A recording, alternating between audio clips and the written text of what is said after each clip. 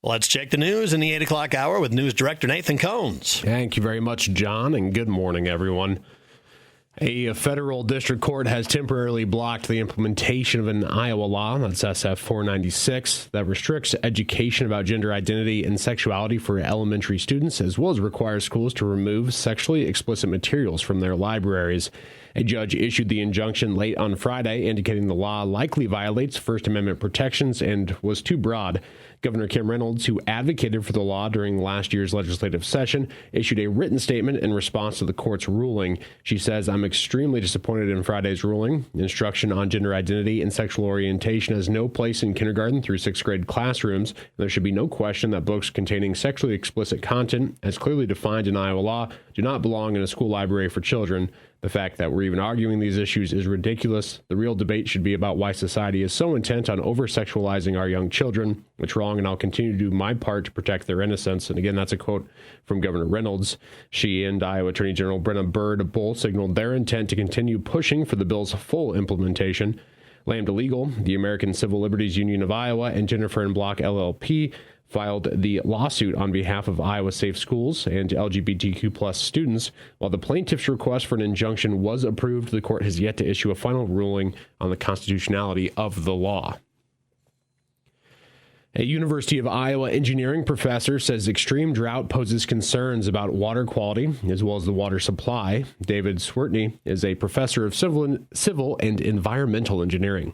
Lots of communities are looking at how they can augment their existing supply or find alternative supplies, which is why we really need to take really good care of the resources we have and not have impaired supplies that then can't work. Swertney is the director of the University of Iowa's Center of Health Effects of Environmental Contamination. The center was established in 1987 by the Iowa Groundwater Protection Act. When we have a drought, we still have the same amounts of chemicals that we're putting into that water, but less water there leads to higher concentrations and sometimes greater need for treatment, which also stresses how water systems need to provide for their communities. Swertney says beyond regional water systems that serve communities and rural residents, about 300,000 Iowans rely solely on a private well for their water. Many of those are shallow inside, say, the alluvial plains near rivers and creeks. As those start to dry up, then you have homeowners that are on their own because those fall out of most state and federal oversight, needing to secure water supplies. And we hear anecdotal tales of residents in northwest Iowa who have had their wells run dry, and we're just beginning to think about what that means for the quality and the reliability of well water for private well consumers. Swertney made his comments during a recent appearance in Iowa Press on Iowa PBS.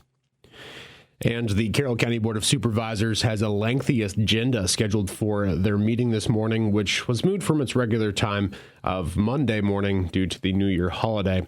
The board convenes at 9 a.m. in the Conservation Education Center at Swan Lake State Park. They'll open their first meeting of the year by appointing a temporary chairperson to manage the meeting until a new chair and vice chair are selected to serve for the year. The board will then hear from New Opportunities representatives for updates on opioid funding awarded to the county. Region 12 Council of Governments is also on the agenda to present its fiscal year 2025 funding request. The supervisors will hold a brief discussion concerning contract law and existing and future county agreements, as well as adjustments to the ongoing courthouse HVAC and improvement project. This is followed by more than a dozen annual appointments to boards and committees, and that includes the Board of Health, County Weed Commissioner, the Board of Adjustment, and many others. The final items on the agenda for today's meeting are manure management annual updates, committee reports, and then a closed session for the supervisors to discuss union negotiations with the Carroll County Paramedics Association.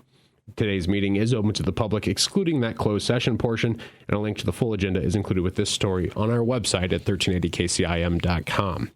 And that is going to be wrapping up your KCIM 8 o'clock news. I'm Nathan Cones reporting. Appreciate the update, Nathan. Once again, we look forward to tomorrow. We're going to have Brian Best in studio. He's going to be here to chat about his final go-around in the legislature. He has decided he is not going to run for re-election.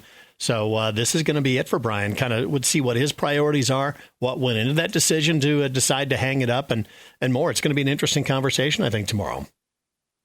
Oh, absolutely. Sorry, I forgot to turn my mic on that time. But hey, I get it. Yeah, it's always fun to talk to the guys. It happens a lot when it comes to politicians, regardless of the level they're at.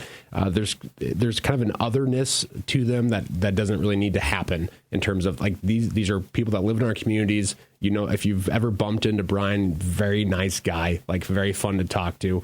You know, sometimes they're tasked with tough decisions. So I think it's important to remember that they are human beings as well. A really interesting take that I will definitely be asking him tomorrow morning is, hey, this is kind of the last one. You're not running again. It's known you're not running again. Is there anything that you'd maybe didn't vote for, didn't vote against in the past, worrying about re-election that maybe you would now? So that's always interesting. And it's always interesting. The local politicians like this, even statewide politicians, are vastly different than national politicians. I mean, they are a different breed altogether. They're not maybe the ego-driven, shall I say, I of think the national politicians. There's definitely some instances of that in the state legislature, but it's not. You don't wield the same power that a national, like in the House of Representatives or the U.S. Senate, right? Like it's just not the same. They're not put on the pedestal. Like it's not your full-time job, right? That, and then I also mentioned like, if you saw Senator Chuck Grassley walking through the grocery store, like you would recognize him. You would definitely know who he was. Most people would anyway. And he'd probably talk to you. I'm nothing against Senator Grassley here. But if you saw like Senator Schultz or Representative Best, a lot of folks probably wouldn't even recognize him. Or they might be like, I feel like I should know who that is type of situation. They're not quite put on the same pedestal. Good or bad. A little bit of anonymity going on there for them, so that's good for them. But it'll be interesting to talk to Brian tomorrow and find out what went into that decision, what his priorities for his last go-around, all of that stuff. So, again, thanks for the news update, Nathan, and we look forward to, again, talking with Brian Best tomorrow morning, 8:06, right here on KCIM.